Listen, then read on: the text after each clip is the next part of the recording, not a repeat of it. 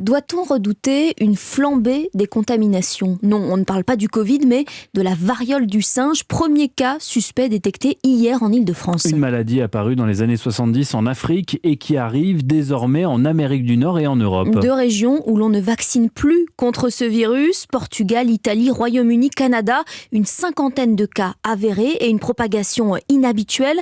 Alors comment se transmet cette maladie et surtout, quels sont les symptômes ?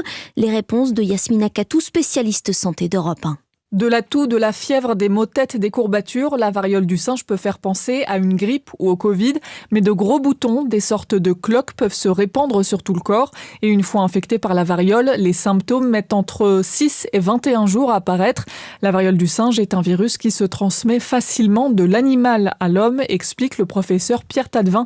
Il est vice-président de la Société française des pathologies infectieuses. En fait, c'est un virus qui n'a pas une très grosse spécificité d'espèce. Donc, il peut passer de singes, par exemple, à des rongeurs. Il y a eu des épidémies aux États-Unis qui sont passées comme ça et repasser à l'homme après. C'est-à-dire qu'il n'est pas très sélectif dans ses proies. Il peut passer sur différentes espèces de mammifères. La transmission se fait par contact entre un animal et un homme ou entre individus infectés. Pour l'instant, on ignore la cause précise de la toute première contamination qui a été détectée au Royaume-Uni.